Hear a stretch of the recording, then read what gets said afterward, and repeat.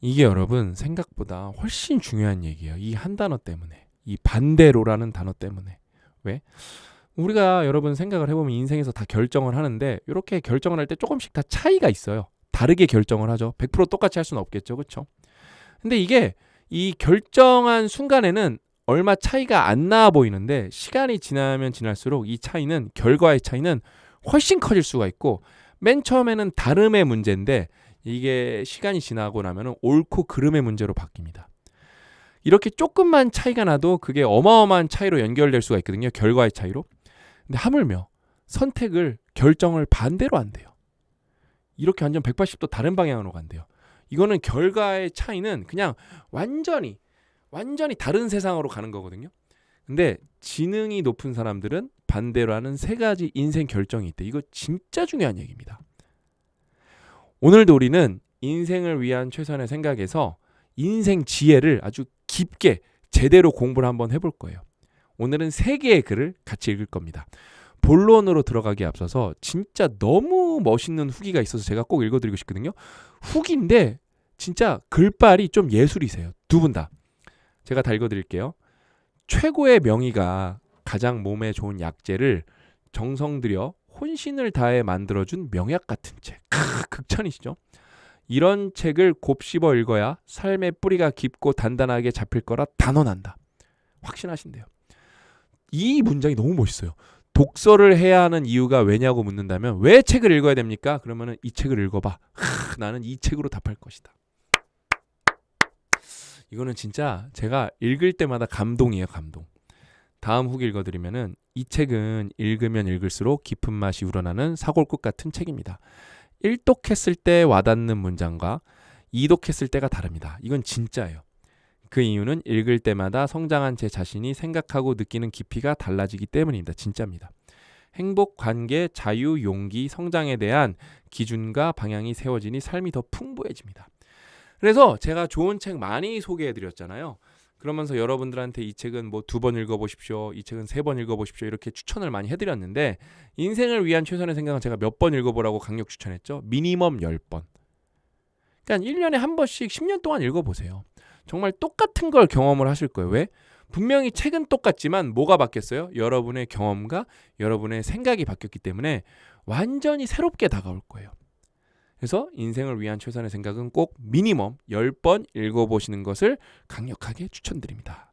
오늘 이제 본론으로 들어가 보면은 진짜 중요한 얘기예요. 가르치는 것은 대부분 듣는 것이고 배우는 것은 대부분 말하는 것이다. 이거는 단순히 멋진 얘기가 아니라 뇌과학적으로 다 맞는 얘기입니다. 그러니까 배우는 것은 대부분 말하는 것이다. 이게 뭐예요? 아웃풋이에요. 아웃풋. 우리가 아웃풋 중심으로 공부를 해야 되는데 80% 90%의 학습자들은 대부분 인풋 중심으로 공부를 합니다. 그렇기 때문에 성적이 나올 수가 없는 거예요. 제가 쭉 본론을 읽어드릴게요. 우리는 흔히 가르침을 지식을 쏟아붓는 일방적인 전달이라 오해하지만 저 학교 다닐 때만 해도 이게 그냥 기본 오브 기본이었죠. 그렇죠? 진정한 교육은 상대의 내면에서 무엇이 꿈틀거리는지를 세밀하게 경청하는 침묵에서 시작된다.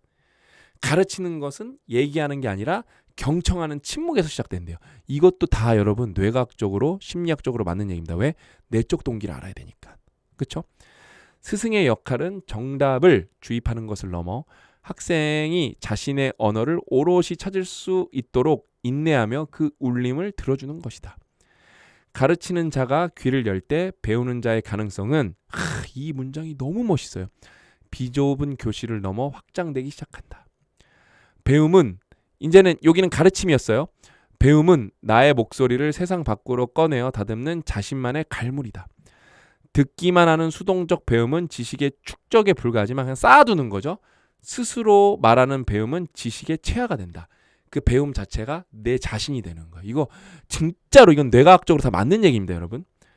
배우는 사람이 자신의 생각과 의문을 입 밖으로 내뱉는 순간 모호했던 지식은 마침내 단단한 자신의 철학으로 정립된다. 가르침과 배움은 서로의 자리를 바꾸는 겸손과 용기의 조화로운 맞물림이다. 명문이에요, 명문. 그렇죠? 가르치는 자는 자신의 지식을 비워 상대의 이야기를 담을 공간을 만들고 배우는 자는 자신의 미숙함, 자기가 모른다는 부끄러움을 무릅쓰고 정직한 자기 언어를 세상에 내놓는다. 이 역설적 순환 속에서 그러니까 가르치는 것은 대부분 말하는 것이라고 생각했고 배우는 것은 듣는 것이라고 생각을 했는데 이 역설적 순환 속에서 지식은 죽은 문자가 아닌 살아있는 지혜로 거듭난다. 진짜 이런 글은 한 문장 한 문장 버릴 게 없어요. 그래서 이런 거 여러분 낭독해보시고 필사해보시면 진짜 좋습니다. 꼭 그렇게 해보세요. 아셨죠? 그래서 뭐예요? 지능이 높은 사람들은 반대로 하는 거예요. 배울 때 인풋 중심으로 하는 게 아니라 아웃풋 중심으로 하는 겁니다. 그러면 여러분 진짜 어떤 공부를 하시던 간에 여러분이 현재 가지고 있는 점수에서 더 안 올라갈 수 있는 방법은 없습니다. 아웃풋 중심으로 하면. 그래서 다음으로 넘어가 볼게요. 이것도 중요하죠. 이것도 심리학적으로 다 맞는 얘기입니다. 말로 하던 글로 쓰던 모든 슬픈 표현 중에서 가장 슬픈 것은 그럴 수도 있었을 텐데이다. 제가 쭉 읽어드린 다음에 부연 설명을 해드릴게요. 우리는 실패가 가장 고통스럽다고 생각하지만 시간이 흐른 뒤 마음을 가장 깊게 핥히는 것은 시도조차 하지 않은 일에 대한 미련이다. 여기서 바로 설명을 해드릴게요. 그러니까 심리학적으로 여러분 후회라는 게 있거든요. 후회는 두 가지예요. 내가 뭔가를 해서 그게 잘 안 됐을 때 남는 후회야. 그 다음에 뭐요?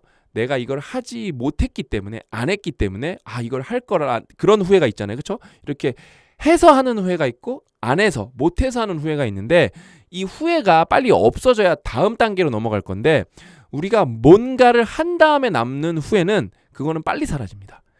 근데 우리가 하지 않은 후회는 어떻게 되냐? 이게 계속 지속이 돼서 이게 망령처럼 우리를 계속 괴롭힙니다. 이게 여러분 다 심리학적으로 맞는 얘기예요. 그럴 수도 있었을 텐데 라는 말 속에는 이미 가버린 기회와 되돌릴 수 없는 과거에 대한 무기력한 가정이 담겨 있다. 실패는 교훈이라도 남기지만 하지 않은 일은 오직 만약이라는 고통스러운 환상만 남길 뿐이다.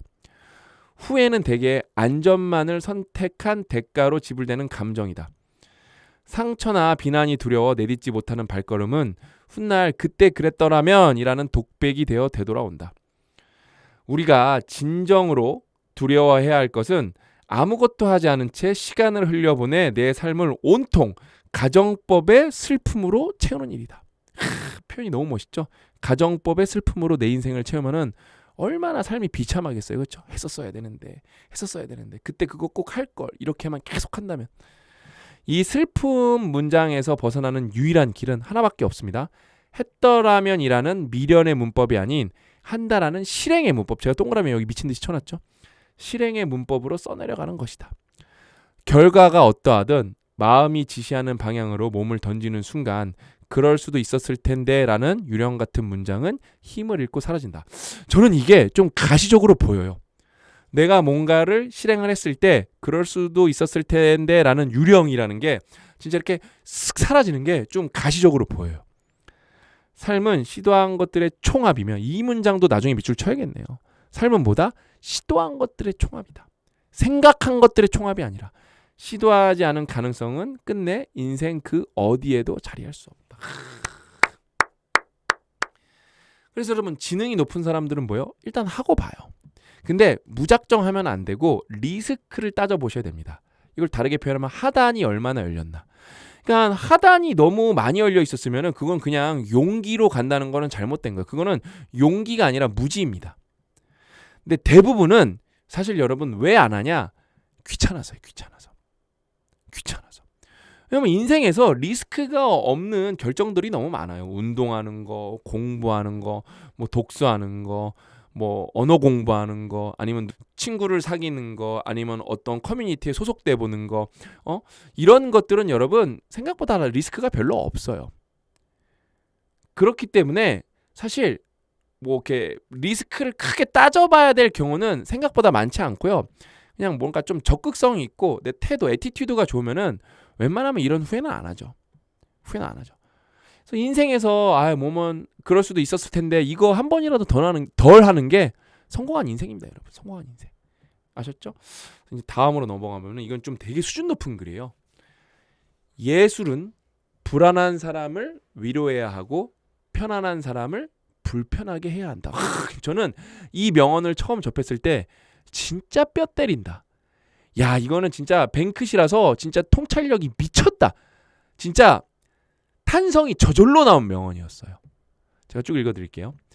예술은 세상의 온도를 조절하는 장치와 같다. 삶의 무게에 짓눌려 흔들리는 이들에게 예술은 당신은 혼자가 아니에요 라고 위로를 던지며 무너진 마음을 보듬는 안식처가 된다. 극심한 불안 속에서도 우리가 아름다운 음악이나 그림 한 점에 눈물을 흘리며 다시 살아갈 힘을 얻는 것은 예술이 인간의 상처를 가장 깊숙이 어루만지는 언어이기 때문이다.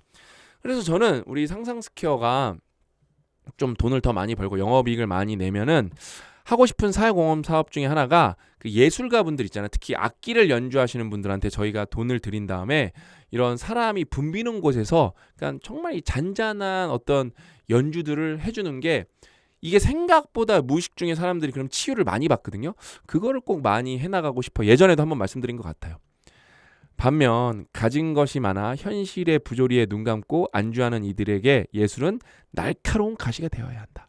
불편하게 해야겠죠. 그렇죠? 당연하게 누리는 평화가 누군가의 고통 위에 세워진 것은 아닌지 이런 경우가 생각보다 많거든요. 어떤 사람은 그렇게 말해요. 이거는 내 노력 위에 세워진 영광이고 결과다. 아니에요. 당연히 그런 부분도 있겠지만 누군가의 희생도 보이지 않는 누군가의 고통도 그 초석으로 분명히 딸려 들어갔을 거예요. 우리가 외면한 진실은 무엇인지 끊임없이 질문을 던져 그들의 안락함을 뒤흔들어야 한다. 예술이 권력과 부조리를 풍자하고 불편한 진실을 들춰낼 때 잠들어 있던 사회적 양심은 깨어난다. 예술의 진정한 가치는 단순히 미적인 즐거움을 주는 데 있지 않다. 그것은 낮은 곳에 있는 이들에게 손을 내밀고 높은 곳에 머무는 이들에게 눈을 뜨게 만드는 삶의 파동이다. 너무 표현이 좋지 않나요? 위로와 불편함이라는 상반된 감정을 동시에 불러일으킴으로써 예술은 우리가 사는 세상을 조금 더 정의롭고 따뜻한 곳으로 한 걸음 밀어 올린다. 이런 명언을 보고 나면은 또 예술 작품을 보고 싶고 예술을 듣고 싶고 예술을 느끼고 싶어져요. 그러니까 우리는 돈 많은 사람들이 예술을 즐긴다고 생각하는데 맞아요. 그분들도 예술을 즐기실 수가 있겠죠. 그렇죠?